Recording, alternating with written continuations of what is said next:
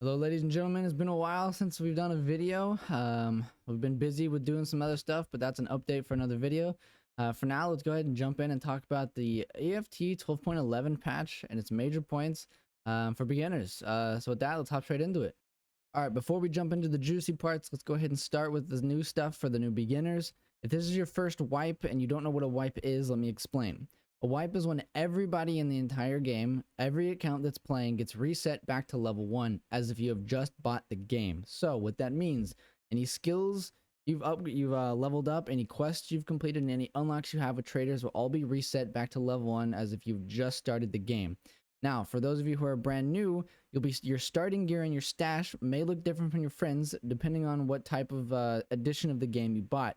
If you bought a standard edition, you'll have less stash space and less gear than if you have Edge of Darkness. So with that, keep that in mind. They can be different. You'll also have different starting containers. So if you have standard, you'll have alpha container at the bottom. It's your little pouch. If you have Edge of Darkness, you'll have a gamma container. So keep that in mind. But that's what a wipe is. Everybody resets. We all start at level 1 and we all go back trying to climb our way back up to level 40 plus. All right, so let's go ahead and get started on the 12.11 patches. This part of the video is going to be, we're going to scroll through the patch notes. I'm going to have them linked in the description below, but we're just going to scroll through it. Feel free to stop the video and read this, or open it up on your own tab and feel free to read it. I'm just going to cover the main parts of this while it's scrolling through, so don't mind me. I'm going to be looking at my notes over here. So some of the main big points of this 12.11 patch that we're looking at is durability on weapons and misfires have been added to the game. Now, this is pretty big. I've already experienced them a couple of times myself. They are pretty significant when they happen. You'll need to be using the charge handle to get rid of it, or reload the mag is what I found the easiest way to do. If you're in a firefight, just double tap R and combat reload. Durability does matter. Low durability weapons traders will not buy, which means if you pick up a weapon off of the scav and it's low durability, you're either going to want to use it or you're going to have to sell it to fence. They've made some changes to traders and leveling changes depending on quest completions. You'll experience those if you're new to the game. Don't worry about it too much. Just play the game. It won't be that big of a difference for you. They've just kind of slowed it down a little bit. The biggest change to the game that I'm going to say right now is Scav Karma. It has changed the way that Tarkov plays, and we'll cover that in the next part of this video. But it is a very big change, and we'll cover the benefits and pros and cons of all of that. The next thing was they changed the flea market to be unlocked at level 20. So if anybody's told you that you unlock it at level 10, that was true, but this patch has been moved up to 20. And I am aware that eventually it will be moving towards something linked to the hideout possibly. There are plenty of other videos, and we'll talk about that later. When the last big thing that they have done was adding Tagilla, the factory boss. He is a monster of a boss in the new expansion to factory. And I'll show you guys the clip right now of my first interaction with Tagilla, and he is terrifying, man. Armor spun like that. Run! Woo! I'm dead. I actually can't move. Oh god, I'm gonna die. Alright, so let's go ahead and get into the meat of this video and cover what Scav Karma is and what the benefits and the cons of having positive or negative karma is. So, first things first, if you want to check your Scav Karma, you're going to go to Fence right here along all the traders. As you can see here, I've got a 0.38 with him, which means my Scav Karma is a 0.38 out of a maximum of 6. At a maximum of 6, you unlock this little tab here, which is I call it the royalty tab, or the level 4 tab, which allows you to buy uninsured gear that players have died with or dropped or whatever happens to it. So first things first, let's cover all of the positive benefits of having good Scav Karma. So previously in old Tarkov, if you played as a scav, you could just kill anything and do anything you wanted to do just to escape with whatever loot you wanted, and it had no effect except for the fact that it was free gear, so if you died, it didn't matter. But now, if you have good, positive Scav Karma, which you can see here, it says neutral, so I haven't reached the good or positive karma yet. I'm still in the neutral range. Which you max out at 6, you get a cooldown of 50% on your scav, which means the timer, when you click on your scav here, goes from 23 minutes to, you know, depending on your level, it'll reduce to a maximum of 50%. Your scav case and your hideout will have a 60% faster rate of returning items So there's this little box here for those of you who are new. You'll save up these items and you can trade for other scavs who bring you loot and gear and valuables, and that will return to you 60% faster. Paid extracts on maps such as Woods, Interchange, or Customs will be 50% cheaper. This will allow you to leave without having to spend as much money, and you gain karma as a PMC for your scavs. So make sure you're using those if you have the chance to. If your scav karma is high enough, bots will follow you. You can recruit them to travel with you around the map and kind of stuff like that in the area to help you during firefights. And if your scav karma is high enough, they will naturally come to you if you get into a firefight with a PMC or anything. You get a modifier to your equipment, which means your scav will spawn with better gear. So keep in mind, as a new player, that's very important, which means you'll be getting better gear, as in modified AKs or good armor or anything like that, right off the rip for free without having to do anything, with no penalties to you if you die, nothing like that. It's all free. So it's very good. You have a plus 13 is the maximum you can have. Fence will also be 25% cheaper. So all of these items right here will be 25% cheaper, depending on if you're buying a broken weapon or a non-functioning weapon versus a functioning weapon. Any ammo and stuff like that. You can scroll through. He's got all sorts of different stuff. Feel free to pick from whatever you choose. And that'll be all 25% cheaper, like I was saying. Sorry. Bosses will not be hostile if you are high enough, so you can walk up to like Tagilla or Tagilla or anybody like that, and they won't shoot you. I actually have a picture which I'll be showing you right now. Came from my friend and his other Discord that he plays with a couple other friends. They had said that they had high enough scav karma that Killa was not aggro towards them, and so they got to take a picture with them. So I hope you guys enjoy that. And last but not least, the benefit of having maximum of 6.0 karma is you will have 5 extracts on pretty much all maps. So that matters a lot, actually, more than you may think. As of right now, you'll probably have anywhere between 2 to 3, and if you're on the lower side, you may even have 2 or 1 sometimes. And that can make a difference. There have been reports that your scav karma is low enough, and you go to a map, say like reserves, that the only extract that's available will be the dual extract, meaning the scav and PMC are needed to extract from it. And if you're playing as a scav, finding a PMC that's willing to work with scavs is usually pretty hard, especially when one of the benefits is killing a PMC gives you scav karma. They're more than likely not going to want to work with you, and especially because you speak Russian, and if you're playing in the United States, most people don't understand Russian, so there's not really a way to tell them to hold fire or cease fire, so you can be like, hey, let's go to the extract. So just keep that in mind. Try not to get low scav karma because it is not beneficial by any means. What are some of the perks of negative scav karma, as in -7, which is the maximum that you can go down to? -7, you'll have a timer for your scav will go up 600%. So again, unlike your normal 15 to 20 minute scav, and depending on if your intelligence center is set up, your scav timer can be reduced from that. But by default, we'll say that you have the normal 20 minutes cooldown. That'll go up 600% in time.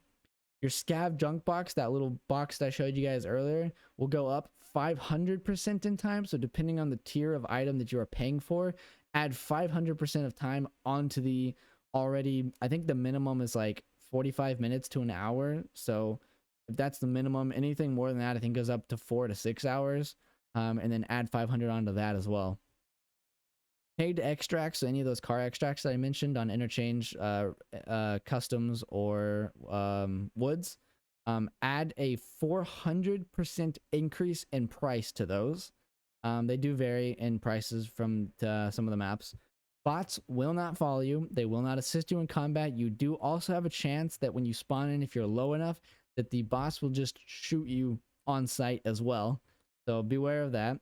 You have a -5 modifier to your equipment, which means you have a chance to spawn with something really, really shitty, or potentially, I think somebody said that you have a chance to not even spawn with a weapon at all, which could suck a lot.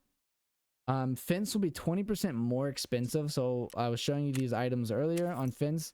So like this SKS is 20,000 for me. That could be up. That could be an extra 20% just for that SKS. And if you're a new player and you're doing, you're running low on money, that adds up a lot. I would assume that also means that he pays you less for items in your inventory, but I'm not 100% on that one yet.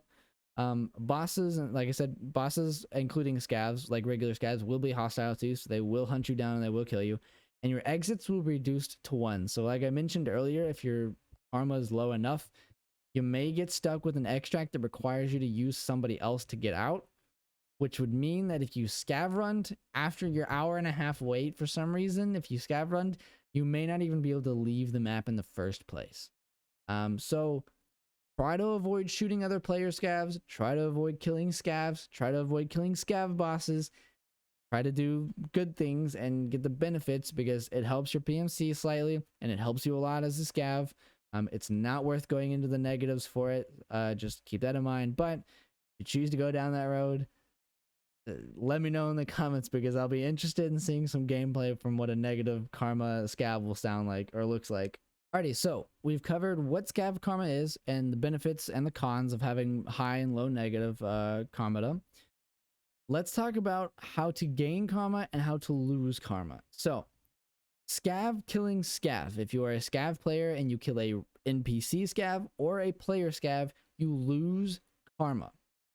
Now, if you kill a boss, you kill a scav or a player scav, that includes bosses as well. Any damage to scavs, if you have not received any, is negative karma.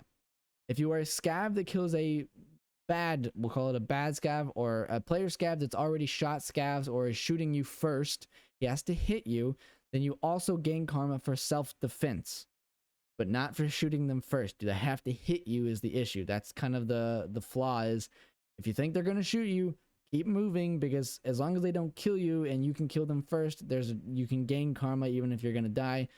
Even if they do kill you, don't worry about it. They lose karma, not the end of the world. It's just free gear. Keep that in mind.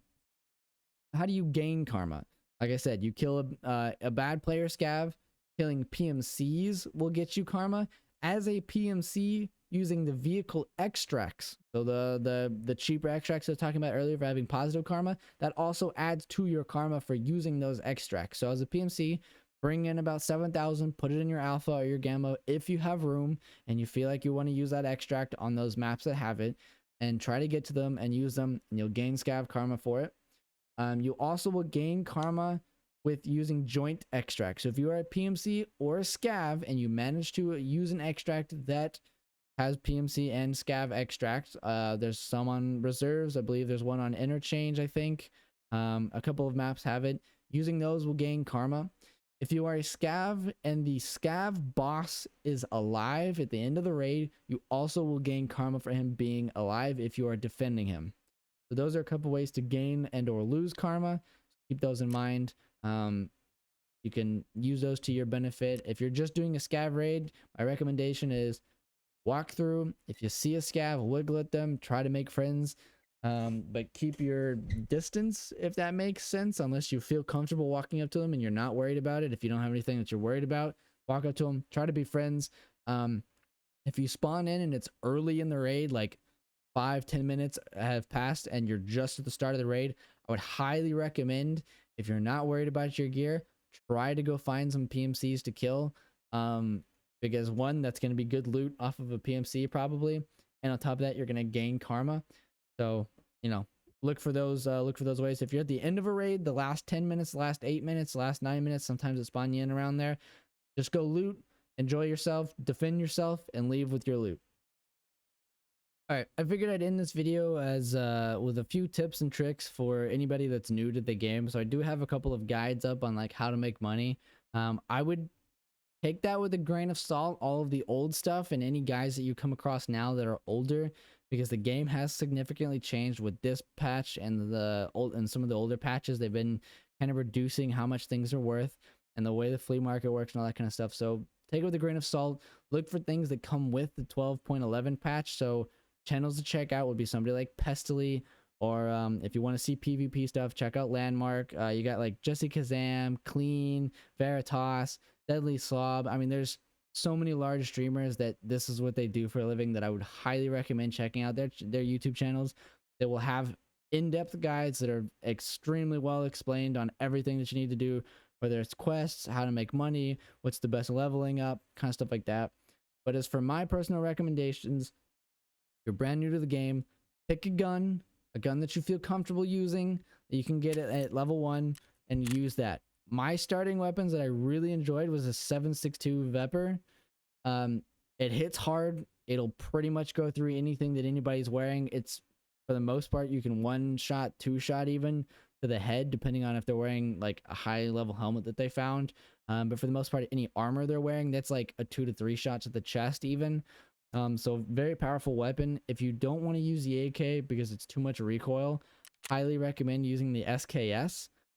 If you get the chance to unlock Jaeger when you get his quest and then finding his little letter on woods, buying the white SKS and putting the PSO scopes on it is extremely good for even medium range combat if you're doing like an interchange or anything like that, because you can put the PSO scope on it and it's an extremely clean scope. But just find a weapon that's comfortable for you to use. Those are my two that I highly recommend, is the Vepr and the SKS for beginners.